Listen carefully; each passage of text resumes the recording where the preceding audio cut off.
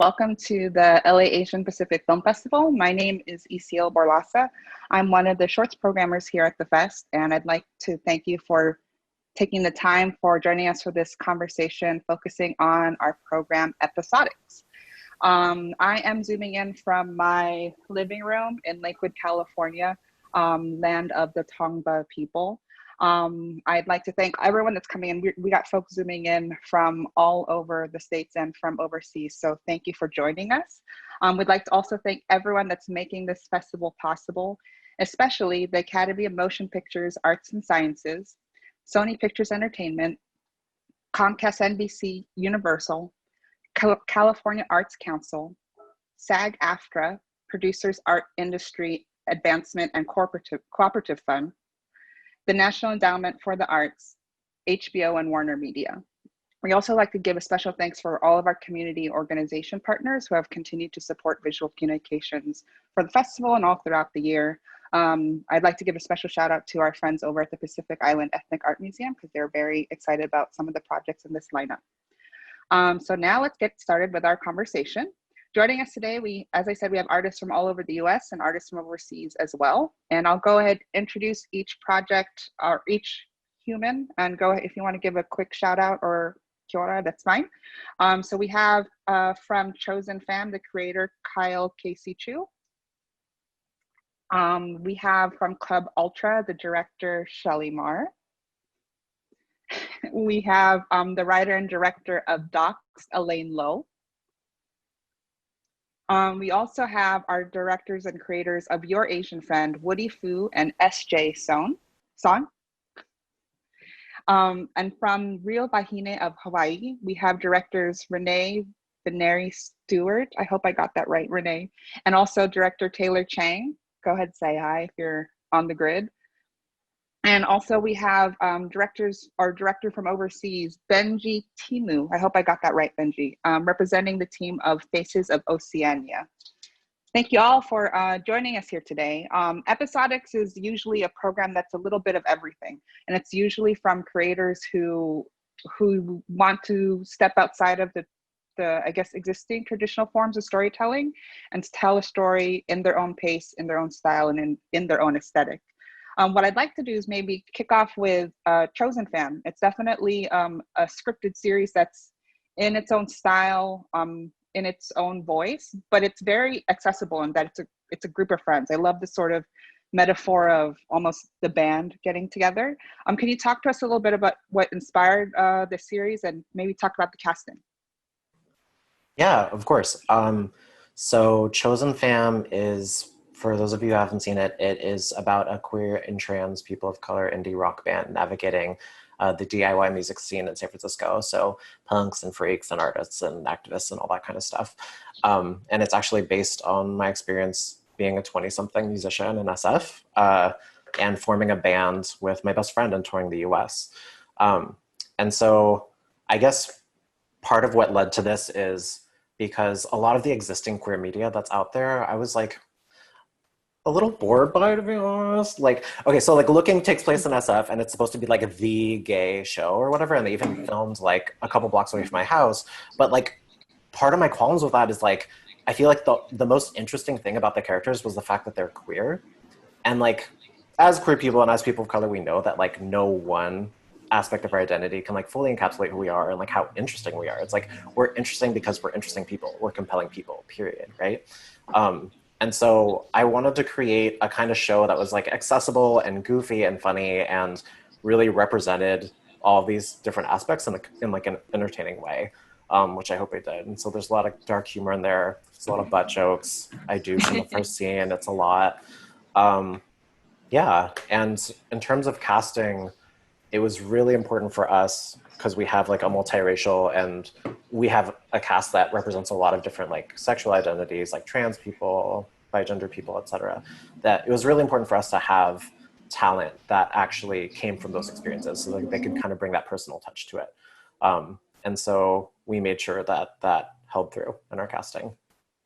Yeah. The person, so Kyle performs in the series, and the person that is your roommate, like there's a very sort of touching chemistry between the two of you as you sort of fight fight with each other in your morning routines. You have to see the series with the morning routine. So were you already friends in real life before you casted it? Did you write it for friends already, or did it sort of happen magically? So we started writing it based on my co-writer Donna and our director Natalie and I started writing it based on people in our actual lives. And so the character Evie, who plays my roommate, is based on one of my best friends, Claudia, who I really look up to. But then what we quickly realized is that when you base things on friends, it can get really messy really fast because they're just like, so that's what you think of me? And we're like, no, this is not the situation, it's all fiction, etc. So I say all this with a disclaimer of like any resemblance to real life is just purely coincidental. But yeah, we take a lot of inspiration from real life. And the people who were cast were actually an entirely new slate of faces. Like we hadn't met them before. We just put an ad up on SF Casting. And we feel like we found the people who resonated with those roles. Yeah. I mean, I don't want to say motley, but it seems to sort of like throwaway term. But as you see the band come together in that final scene, like it does seem like sort of like people signed up for this band, but now they're forged together out of this desire to make that band successful. And so, congratulations in terms of bringing them together. I'd like to toss it to Elaine, who also created and appears as lead in her series. Can you tell us just a little bit about the series and what the inspiration is of your storyline? Sure. So Doxed is about an Asian American woman who makes a joke online that is pretty racist and it goes viral. Inspiration is our world. I feel like this happens to people all the time. But what I don't see often is when a person of color does it, right? So I wanted to explore what that's like. And it's also based on some real life conversations that I've had with friends, you know, of I'm Black, I'm Asian, I'm white, I'm this, I'm that. Like, who has it worse? Sometimes it feels like this weird hierarchy of, of oppression. And to me, it's both tragic and funny. And so that's kind of where Doxed lives of, isn't it so funny how terrible this is? And that maybe if we can laugh about it, we can understand each other a little bit better. That's the goal. Now, Kyle was just saying that written sort of somewhat carved from Kyle's life. Any of it carved out of Elaine's life for Rebecca's storyline? Luckily, not too much. I've never been doxed in a viral sense of like millions of people now know where I live or, email my work. But I did have one episode once where in my real life where I was offering a class to teach. And for some reason, some actors really were unhappy that I was offering this class. And it was a 5-hour class and I was charging money for it, but it still wasn't like that much. It was about like being new, coming to Hollywood. And all of a sudden, like the internet lit up with like, who does she think she is? Like Kevin Spacey, this is before Kevin Spacey got in trouble himself, but they were like, Kevin Spacey teaches a master class, like who's this, and it was one of those weird things where I was like, all these people are talking about me and they didn't even look at like the syllabus, and that this is a real thing. But what I learned from that, because I tried to be like, hey guys, like I think maybe you don't understand that this is like a real thing. I'm a teacher, I've been teaching. The more you try to fight online, the bigger hole you dig yourself into. Like nobody wants to hear explanations or like who you are or anything like that. So that was my real life input of just like that anonymous mob mentality that once they're against you, they're against you. And maybe you deserve it, but also maybe you don't deserve the full punishment. I don't know, So that's what Doxed explores. I'm going to come back to, I hate the term circle back, but I will circle back to you because I would like to see what the audience reaction is for your series in particular. But I'd like to take it to, now we're talking about, stuff happening in the world. Shelley's piece, Club Ultra, talks about the world in a way that I haven't seen before. I'd like to begin with, I am a huge fan of cartoons for grown-ups, and I hope that doesn't knock you off your square, Shelley, because that's what really charmed me about Club Ultra. Can you talk about the sort of inspiration for the style and the comedic tone of Club Ultra, and also share with the group what the series is about. Wow, thank you. Sure, yeah, Club Ultra is an animated parody on cop dramas that sort of takes the trope of like buddy comedies and RoboCop and sort of turns them on its head. The visual style, I think I'm just like a fan of animation in general, especially adult animation. So I think a lot of humor I've just taken from my childhood, like from King of the Hill or The Simpsons and things like that. And also a little bit of David Lynch. I think at the end of it, it does take like sort of a surreal turn. So yeah, the Chazbot thing and the love song that happens at the romance at the middle of it. Is that song an original song from your camp, or is that a song you sourced from somewhere else? no, it is a song I definitely pirated. It's these days. It's fair use.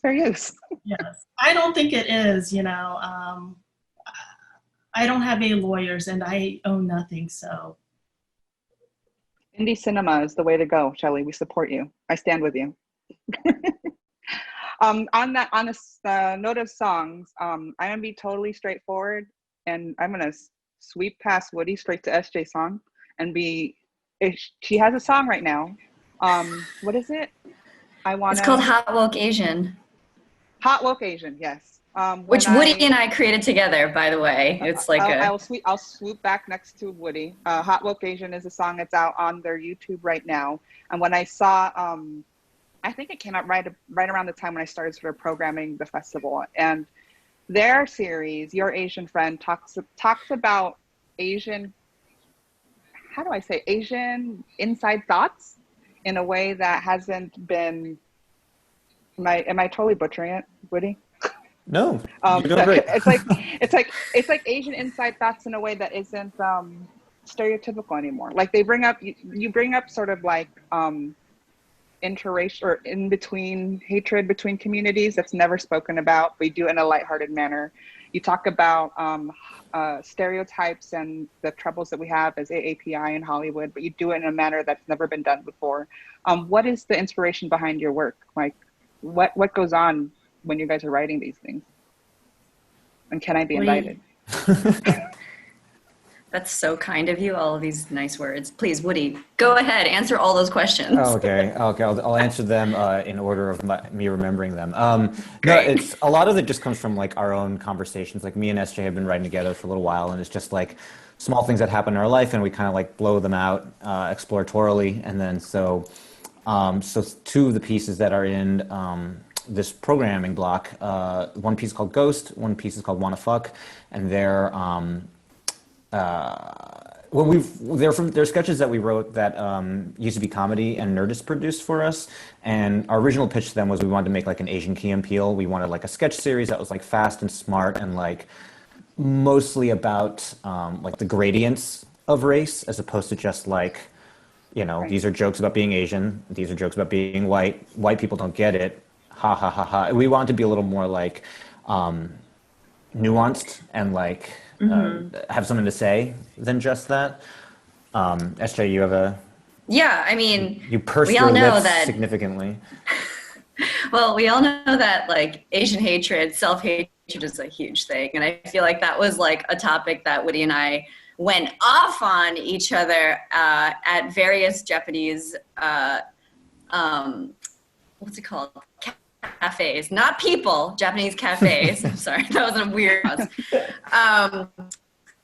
No, yeah, so we were kind of, I pursed my lips at nuanced because I feel like, there's a lot of comedies where, you know, Asian people are the butt of the joke, or like specifically white people are the butt of the joke, and it feels a little too tired and not fresh. And I think it's much more interesting to see, like, for example, when we talk, I think we talk a lot about like in between, like Asian people, like there's this hatred that our parents have instilled, right? Like through intra-Asian racism, yeah. Yeah, like that's a topic that we think is like very funny, and like it's not something that we can't control. Like, I don't know, it's just like an observation that like non-Asian people have zero idea about because they think we're all the same, you know? Mm-hmm. So anyway, it's just like, you know, fraught for comedy. And we made this, oh, do we say it's called Your Asian Friend? Because that was sort of, the first thing was that Woody and I grew up in very white communities. So we remember always being that one Asian friend and kind of all of the inner monologue that we had going on.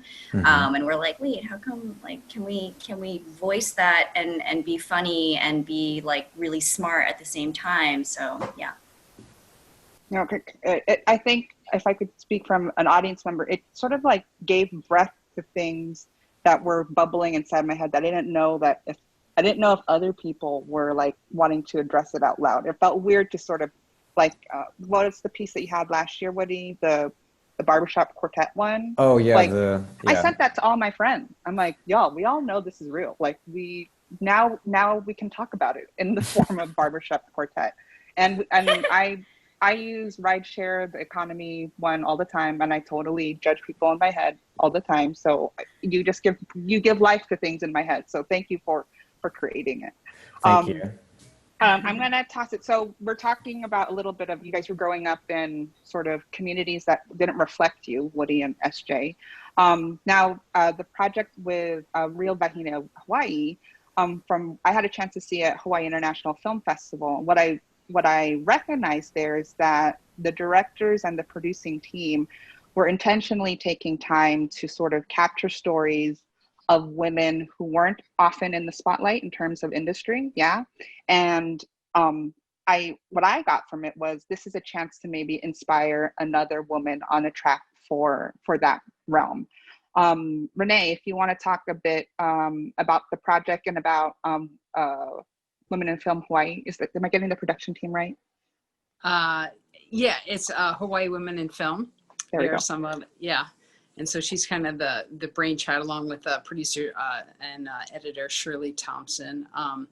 But yeah, Real Wahine of Hawaii season 1 and 2 basically are to highlight the women that have helped shape Hawaii's local industry, just because, especially in a time where women are not really, you know, right now it's a big deal. Yeah, there's so many people being recognized that are women that are up and coming, and Real Wahine just wanted to focus on that locally.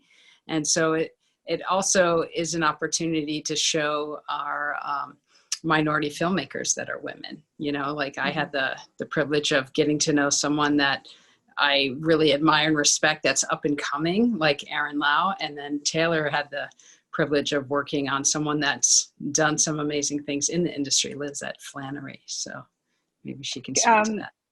Oh, we'll jump to Taylor then. How did the pairing go, or did you get to select the filmmaker that you wanted to spotlight, or did Lizette say, you got to do my film? Yeah, that's an interesting question. I don't know if it was the same for each of the filmmakers who did the different segments, but for me, it was the producers Vera Zambonelli and Shirley Thompson thought of me as someone they wanted to reach out to specifically direct Lizette's piece. I guess they thought personality-wise it would be and just sort of they just thought it would be a good match, and they thought they thought really hard about it, and they did a good job because yeah, we were so thrilled that, you know, they paired us together. And so, you know, I just had one conversation with Lizette, and, you know, I had already known her before, and, you know, my day job, I'm a curator of film and performance at the Honolulu Museum of Art. And I also am a filmmaker, but it had been a while since I had made a film. And so it was Vera Shirley's way of like getting me back into it, and to also connect with a filmmaker who has been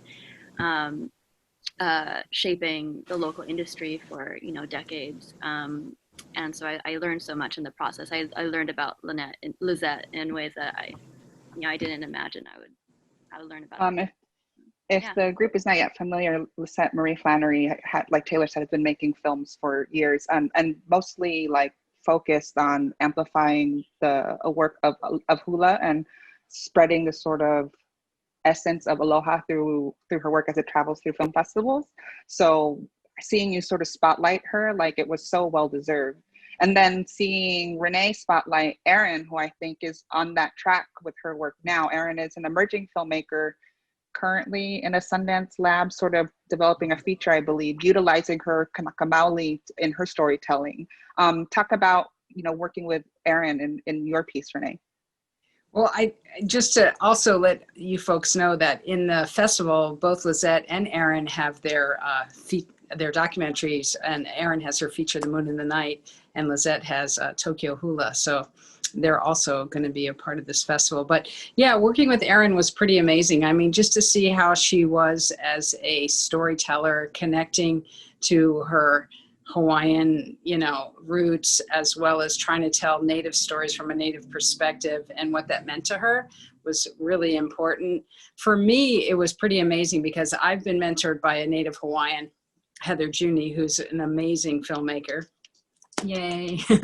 And who's my business partner. And so I've been really blessed with that. And then to see this new, I should say emerging, star come out of Erin, and someone that has such an empathetic voice, a way of telling stories that I think sometimes is missing. Everyone's trying to feel good or shoot 'em up and that sort of thing, where Erin is really trying to capture the essence of what's happening in the world. Like, it's not the typical Hollywood ending, which I can really relate to because that's the kind of storytelling I want to do. So it's, and then just culturally being able to just have that voice, I think is so important. Just with the work that we do and being able to connect with her, it was really, really something special. Yeah. Definitely. I hope, and we'll get into it at the end, I do hope that more and more young filmmakers, especially young filmmakers who'll grown up to be women filmmakers, will see the series to kind of identify that there is a path for them there, and these women have paved it for them. Kind of continuing on the note of what drives Erin's work, it's her identity, and she's using that in her narrative storytelling. I'd like to bring it to our filmmaker from, you're New Zealand, yes, Benji? Yes, that's me. I'm from Aotearoa, New Zealand. Yep. So Benji is part of the series Faces of Oceania.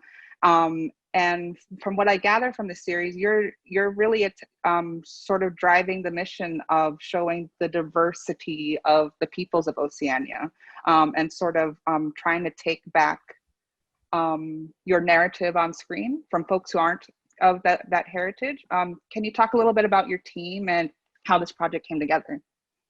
Yeah, cool. Thanks for that. In Aotearoa, known as New Zealand, where Pasifika people are usually seen in a different light. And that's mainly because mainstream media outlets usually kind of skewer the way that we actually are not. So prime example is we're always seen as criminals. We're always seen as the big bad guys out in public and all that stuff, which is partly true, but we also have another part of us that isn't usually highlighted on mainstream media, which is why we decided to create this documentary series to, I guess, highlight these young, emerging Pacific people who are really making a stamp in little New Zealand. And that includes, people who have, like Samoa guy who got a full ride scholarship to Harvard.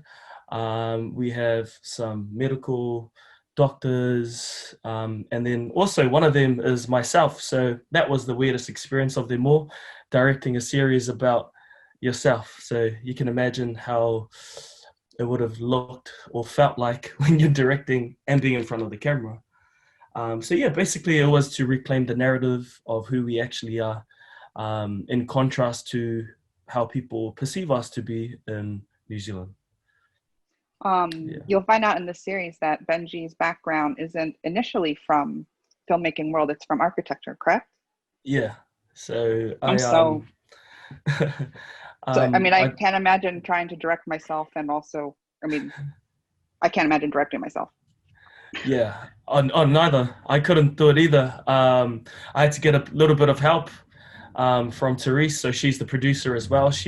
Funny story is, she hit me up on the DMs asking if I wanted to jump on board with one of her projects, and she explained it to me. I was like, yeah, 100%, I'm on board. And then a couple of days later, she goes, oh, actually, I've got this really weird idea. Just hear me out. I want the story to be about you. And I said, okay, so you want me to direct it, shoot it, and also be on it. Cool, let's do it. Let's see where this ends up. And during that process as well, I was also sort of transitioning from architecture into filmmaking. And that transition period has been over the last 4 years. So I recently got my master's in architecture about 2 years ago. And I've been working in an architectural firm in New Zealand for a little while. And I sort of just realized that this isn't really the canvas that I want to express myself in. So I chose filmmaking. I picked up a camera for the first time only a couple of years back, and I just taught myself. And then, just started making videos. And then other filmmakers started picking them up, saying like, oh, these are actually films. I was like, oh, what's the definition of a film? And it really is basically what I was doing before.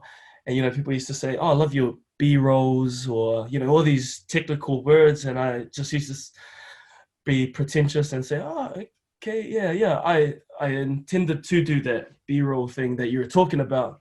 And on the background, I'm just sort of researching all these technical terms that they're saying and just jotting them down just for future use. So yeah, that really, in a nutshell, is my filmmaking journey. Is really just faking it till I make it. Dude, I'm faking it till I make it right now. It's all good. So now I would like to, I know some of the content for some of the series already is available online. And I thank you for sort of allowing us to sort of programming it into the space in this wild, wild west of virtual print traffic, right? I want to know, like, for those of you who have worked online already, what has been the audience reaction like so far? I'll go to Elaine, because Elaine's topic is ripe for conversation these days. Like, what has been the reaction to this racially charged comedy? Yeah. Well, first of all, thank you for including us, because I know sometimes it's hard to get into a festival when you have your work released already, but I'm so grateful for expanding that audience. I would say that anyone who has watched the thing all the way through has had a very positive reaction. It's been amazing, some of the conversations that have come up, and between close friends of mine that I got to know them better, and perfect strangers. So the reaction has been great. But something happened that is like perfect for the series, where I was like, I want to try to expand the audience even more, and I'll post a Facebook ad of our trailer. And, meanwhile, we had gotten into some prestigious festivals, won some awards. I was like, everyone loves it. Like, I'm going to go. I'm going to put this out. Strangers on Facebook who don't pay attention and just see what they think they're seeing. I mean, like, talk about getting doxxed. It was rough. They did everything from, destroy, take apart, like, how I looked and how I talked and how I sounded. And then, like, this person's racist for making this. And it's like, you don't know what the story is about. Like, you haven't, and most of them said they didn't even watch the trailer, anyone who commented. And what's funny, so I did all this research. I mean, I'm like freaking out. I'm freaking out that, like, my career will be destroyed. Someone it will like make this go viral. And I don't know, I was losing my mind. So I looked up online, like, negative comments on stuff, and all the articles, I mean, the fact that there are even articles about this is funny, were like, the only people, like 90% of comments online are going to be negative, because those are the people who actually comment. Anyone who likes it or doesn't care doesn't comment for the most part. So they're like, don't be afraid if you have negative comments on any of your ads that you run. That's the case. And then I was like, well, do I want to do this? It's a weird thing, because I will tell you, it did drive up viewership. It did. But, like, in my heart, it hurt me. So then you go, like, I don't know, like, what I should do with this or not, I don't have an answer, but that was the audience reaction, like, mostly good, and then a few, like, really painful ones of people who didn't watch it. We're here for the good, Elaine. We're here for the good. How about Woody and SJ? Like, your content's online. Like, what's the reaction for folks? Oh my gosh, I'm scrambling to look at our YouTube comments right now. but my internet's bad, so I can't like Zoom at the same time as Yeah. looking Please don't. at The it. most recent comment is one by your mom saying "very funny!" exclamation point. Seriously, just like, why am I not in this? We try to cast our parents as much as possible. Yeah. Well, one thing I will say that when we were writing this, we staged both of these at UCB at the Asian AF show. Remember, we did like a live version of this on stage, and that was mostly to like kind of like run diagnostics on it to see what the audience reaction would be and everything. And so that was like our first, before we even like wrote the video script of it. We wanted to see if the idea worked. Yeah. And that got a really good reaction like live. So we're like, okay, this has legs. We should write it. And when you hear an Asian audience laugh, it's just like drinking delicious milk, you know? Oh, it feels so good. You're like, yes, you get it, even if no one else does. It's exactly like drinking delicious milk. Yeah, I couldn't think of a better liquid. So I think overall it's been pretty good. It's also like allowed us like to, this series allowed us to start making more. So we have, since making the series, we have like what we did, Fucking Japanese, and we did Hot Woke Asian. Did we do another one? I think it's just those two, right? I think it's just those two, yeah. But like kind of getting I mean, there were definitely people who were like, this is racist. And it's like, okay, shut the fuck up and go to hell. But also, but it's also like we were getting a lot of like positive like reinforcement from people who were like, yes, like this feels so good to hear about. Like, for example, we talk about like Asian versus Asian Americans and like how there's a real misunderstanding. And I found that within myself. Like every time I walk through K-Town in New York City, I feel like really ashamed. Like I'm like I don't belong here, but I do. Right.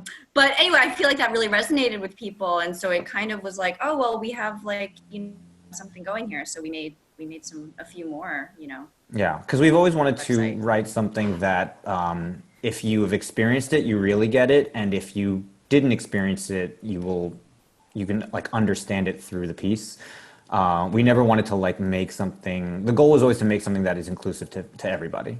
Yeah, especially during like the pitch process when we were like trying to pitch this, to executives and whatnot, like with Hollywood, and trying to make it very, you gotta make it like palatable. You have to thread like, a very specific needle. Yeah.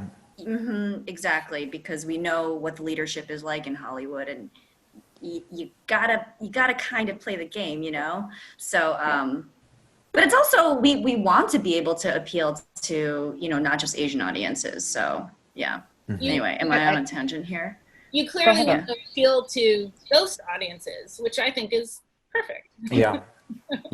Huh? To most audiences? He said to ghost audiences. Yeah, oh my gosh, ghosts are so obsessed. I'm just going to announce it now. We got a 10 picture deal with Ghost Quibi, so maybe going to pay a lot of ghost bucks. Got a lot of ghost impressions. Oh, you heard it here first. I'd like to toss it to Club Ultra and Chosen Fam. Are your works, Chosen Fam's not yet? Is it available to the world? What's next for Chosen Fam, Kyle? Yeah, so Chosen Fam is, so with this whole like COVID setup and like virtual screenings and everything, we are screening at Frameline right now in San Francisco, which is like a queer film festival until Sunday. And so LA Asian Pacific is our second one. Woo. But in terms of next steps, it's distribution and season 2. And so we are furiously writing and editing our step outlines and hoping someone picks us up to help us produce. But if not, we will find a way. And then also, I just wanted to say on like the YouTube comment front, that is so horrible. Everyone is so horrible. It could be like the most innocuous video of like a dolphin smiling. And then someone will be like, off the dolphins, murder the dolphins. And you're just like, what are you doing with your free time? But anyways. Murdering dolphins. Yeah, apparently. Club Ultra, Woody and Esther were just talking about like specific thread, and there is a specific audience that I think would take immediately to cartoons for grown-ups. What's next for the series, and what's next for you?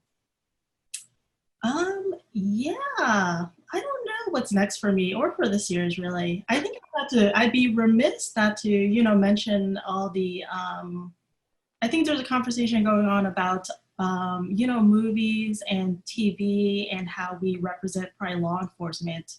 I think for like Club Ultra, I think it's obvious that it is a parody, but maybe the other side of it, a good parody knows, its content. So I do have great love for like cop Procedurals. Bad Boys or RoboCop or even like Rush Hour that I was parodying. So for Club Ultra, I'm not sure. I mean, I would love to work on like my next animation, probably.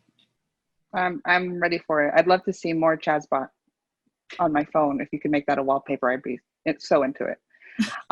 Renee and Taylor, the series, is it world premiered at HIF, and or season 2 world premiered at HIF, and what's next for it now? Do you know where they're going, Taylor? Sorry. I mean, it's not online yet. Usually, it's right. It's still screening in festivals, and then hopefully it'll go into broadcast like the first season. I think that's all. But in terms of the question of the audience response, and mainly from the opening that we had at HIF, I mean, it's a very like community building series where you have filmmakers from Hawaii amplifying the work of filmmakers from Hawaii, and so a group that started with just like a handful of women filmmakers like 10 years ago has now grown into like a pretty significant community, thanks to the work of the Hawaii Women in Filmmaking and projects like this. So for us, I think the audience was very first hyper local. So sorry if the motorcycle just ran by. But yeah, I mean, the primary focus was to serve our local audience first. And I think, we've done that pretty well. And so now it's just going beyond Hawaii. Great, thank you. And Benji, tell us what may be happening next for the series, and maybe what's on the horizon for you and your colleagues. Yeah, I guess first of all, we didn't realize we were going to get into a film festival. It was more of a private screening, really. So this is huge for us. I guess what this really does is, open the possibilities of where we could go with our skills and all of that. I'm actually down in another film festival at the Māori Film Festival, which is the Indigenous Film Festival of New Zealand. It was postponed from March to September, which was a shame. A lot of international filmmakers that I would have loved to meet, but COVID hit, so it's just really New Zealand filmmakers here. In terms of what's next, really don't know. I mean, that's really how I've been operating over the last 3 years. It's just go with the flow, hit and miss, all good. I just sort of love what I do, and I love to just reclaim that narrative back to our own people. And that really is the mission for myself, whether that be through filmmaking or through architecture, really. Yeah, I hope that answered the question. It did, and that brings us towards the end of my document. My last question is, like what Elaine was saying earlier, like at LA Asian Pacific Film Festival, we want to try and create space for content we think has legs, even if it's already online. I want to amplify it somehow. We'll go around the Brady Bunch grid. What does it mean for you to sort of share your work with the festival, with LA Asian? We'll start with Renee. Okay. I think it's super important, especially, in the times we're living in, the political climate that we have. It's so important for, Indigenous voices as well as minority voices, Asian voices to be heard. And I think that's, at the end of the day, that's what people want. Yeah. So whether that's through the comedy that you're showcasing, or, the narratives or documentaries or shorts, I think if we can amplify our voices and be heard, then hopefully things will be better. Hello, Renee. How about you, Taylor? I mean, the Hawaii community is so special and unique and powerful, and to be able to share that with a broader audience beyond Hawaii is really important. And there's the types of stories that our Wahine filmmakers here have been telling for generations has in large part gone, invisible in the broader mainstream. And so to be able to have shine a light on their work through this festival means a lot. And we just hope that to continue amplifying it in as many different ways and channels that we can. Hello, Taylor. How about you, Benji? Yeah, so coming to this festival, I think it's a huge opportunity for us to actually, story tell what's actually going on in little New Zealand, because quite often, a lot of the time, I was actually in LA in February, and I was talking, people asking me, "Oh, where are you from? You from Australia?" I was like, "No, I'm from New Zealand." And they say, "Oh, in Australia?" I'm like, "No, New Zealand's a different country."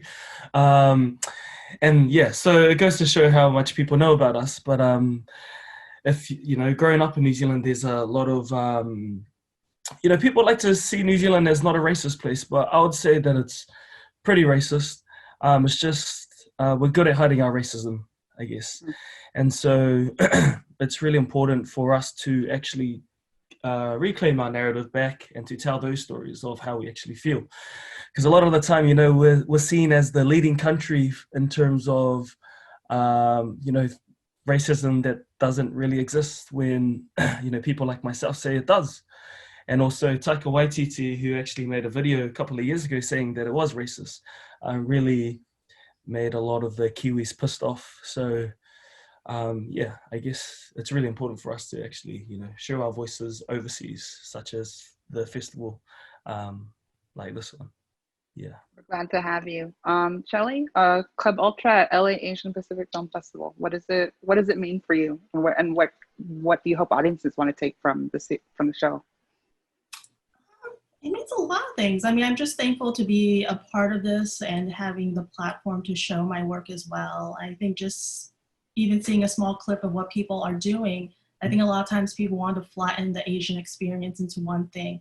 And just from the different works we're seeing right now, you can see there's not only different stories, but also different ways to tell the stories, whether it's be comedy or drama or, docuseries.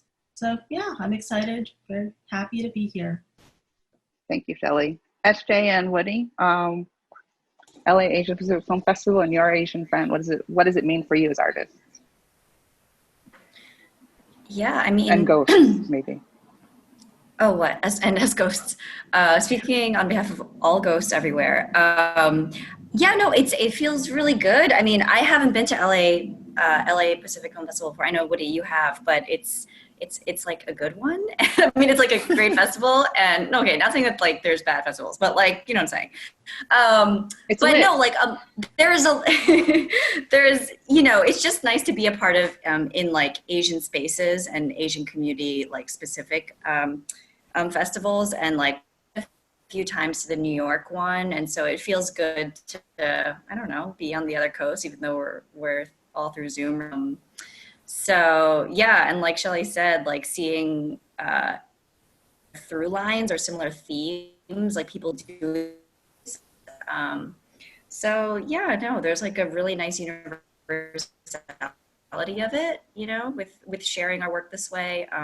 Yeah, I agree. I mean, at the end of the day, it's just we want people to see our stuff. I think there's like a running through line through most of like Asian American created content that is primarily like we have spent so much of our lives not being seen and heard that there's this like really strong emotional reaction when we do recognize and see ourselves on screen in a way that feels authentic and true and like not written by some 50-year-old white guy in LA.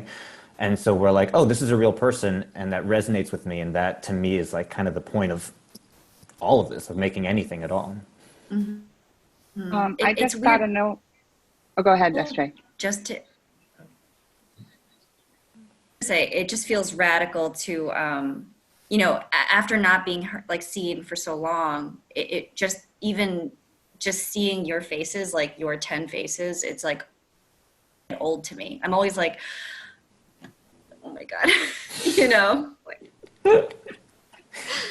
Well, I think I just got a note from my Zoom guide. I feel like the Olympics. I just got word that our extra film, our Jayesh joined. Jayesh, are you on the screen? I think I got an email that popped up on my iPad that Jayesh is in the waiting room. Ryan, would you be able to bring him in? For those of you who are just joining us, Jayesh is the director of Hybrid Selah Weed. Jayesh, hi, you're muted. Unmute. Yeah, there you go. Hi guys, There. I am extremely sorry. I misplaced the time and I thought it was supposed to be 5 p.m. Pacific time, and I was like, okay, that's 8 p.m. here in New York, but I'm guessing I missed a lot of it. But You know what? If it's all right with the group, let's go ahead. Let's amplify the edible series for a little bit. So we were just sort of like sharing a little bit of our work. So Jayesh, if you can, I think it's hilarious that the edible series is a little bit late in this conversation, but if you could just share a little bit what the series is about and what your inspiration is for for Hybrid Selah Weed. So hybrid in general was brought in when I came here in the United States. I came here somewhere around 2018, right? But I've been tracking the space wherein marijuana has been getting legal in different states in the United States. And when I realized that it got legal in Massachusetts, I started looking at the numbers and I was like, 153 students alone in Boston. And I was like, okay, there's a definite story here. But it was more important for me to find a reason to make that story. And when I jumped here for my master's, I found a reason. And that reason was pretty simple out here. From where I come, from India, I realized pretty quickly that my people from my culture are stereotyped as either doctors or engineers or being in completely opposite spectrum jobs of being like 7-Eleven attendants or cab drivers for that matter. And that's where I realized the space wherein a person from my culture who wants to be a baker meets a bakery owner who's genuinely having issues with money. And then there's this stoner roommate that this friend, this lead character has, and there could be a story here. And then after a lot of, I'd say, surveys, university-wide surveys, that I realized that we as humans have a tendency of stereotyping every single person that is alien to us, may it be a person from a different race, cultural background, or even gender identity, and we have a stigmatized picture about everyone. And then hybrid more or less became more global. It became about becoming a voice for the people that needed that voice to be heard. If we as people of color and people of different identities won't make a show for ourselves, I don't think anyone will. So that's what I thought, that it was my responsibility to start with that. And eventually marijuana then became also, it just landed in that spectrum because we have a stereotypical thought about marijuana as well, right? Like there's a criminalized thought about marijuana. It's always been in a space for decades now, wherein we think that marijuana is something that isn't, legal, isn't supposed to be, you're not supposed to have it. Whereas the states of Massachusetts has legalized it. So it's that conversation. It's more about breaking that mental space. Yeah, you need to talk to my mom, Jayesh, so we could explain that conversation a little bit more. I'm just going to continue the conversation a little bit so you could get your feet wet, and then we'll wrap it up. But I'd love to connect with you. We'll make sure we'll catch up a little bit more time with you, Jayesh. But what we were talking about is what does it mean to have your work in the LA Asian Pacific Film Festival? We have films that talk about possible casual sex with rideshare drivers. We have films that are racially charged comedies, ensemble friend pieces from Chosen Fam. But I'll go to to racially charged comedy. Like, what's next for the series? I'll go next to Docs. What's next for the series, and what's next for you on the horizon? Sure. So, I feel very fortunate. Docs, to me, did what I wanted it to do, which it helped me transition into being a full-time employed television writer, which is amazing. Shout out to Gossip Girl on HBO Max and to Dynasty season 4. So, people always say, like, how'd you do it? How'd you do it? The thing is, Docs wasn't a direct line, but it was something that I put like all of my time and energy and effort into for a year of my life. getting better as a writer and a director and a performer for that matter. So like I was living the life even though I wasn't getting paid to live that life, you know? And so what feels nice, so I always think of being in a festival, there's two purposes. One is business and one is art. And right now, like my business side is kind of taken care of, and it feels nice to like not have to do the hustle for a little bit, but shout out to everyone who is hustling. Like that's what we do. And now I can kind of just shift and do the art side of things, like watching all the programming and enjoying all of it. And this festival in particular is very special to me because I saw Suzanne land in like, I think it was like a special presentation at the festival, I don't know, I guess a couple of years ago. And that was my inspiration to make my own. Like, I was like, wow, look at Suzanne. I didn't even know Suzanne at the time, but I reached out to her and talked to her. Like, we had conversations. So for anyone watching this or other filmmakers, like if you ever want to talk, I'm open, you know, like this is what we're all here for, is to talk to each other and be like, how do I get better? Like, how do I get out there? What should I do? So that's what I think is special about being in this festival. It's really nice. This is also Doc's last festival. So we're completing our festival run here. And this was always my goal. So it was always my goal to be here because that's where the idea started, to make my own series. And so I think that's kind of the end of the line for Docs, at least for now. I don't plan on doing a season 2 unless someone is like, here's a bunch of money, would love you to do a season 2. Like, I've done my hustle, and so I'm done with that for now. And I think right now I'm very happy with what Docs did and where it's ending its run. So I'm so happy that it's kind of working out that way. Thank you for sharing that. Kyle, like I remember the question, like what does having your work mean, or what does it mean to have your work screened in the LA Asian Pacific Film Festival space? Because I just want to be pointed, because there's something special about your ensemble of friends. It's the friendships really that are coming through, as opposed to their gender identity, their sexual expression. It's like, it's the fucked up sort of friend quarrel. It's the awkward friends at the baby shower, right? It's more of these human interest like pieces. So what does it mean to have that screen in a space that is about cultural identity? I am super thrilled to be a part of this festival. I've always looked up to this work, as well as CamFest and SF, who I've done a lot of work with.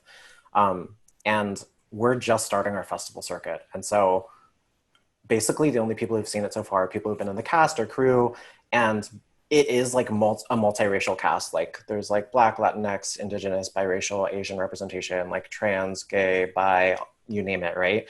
And the purpose of this wasn't to be like the comprehensive, like queer umbrella, like racially diverse show, right?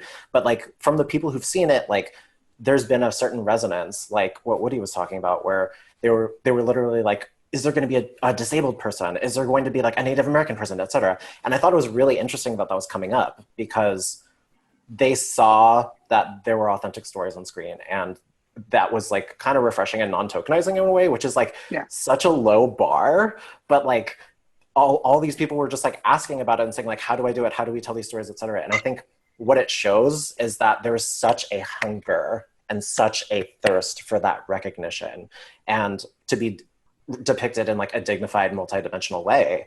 And so like, and it's coming from everyone. It's not just Asian Americans. And so like, when you see the diversity of like stories that are just within this one program, within this festival, like funny as hell, touching as hell, all these different storylines coming together, like it truly is touching, and like reminds me of why I'm filmmaking, which is just like to speak directly to these audiences. And so like, I don't know, I'm proud of the work that I've done. I feel like y'all should be proud of the work you've done too, because we're doing it.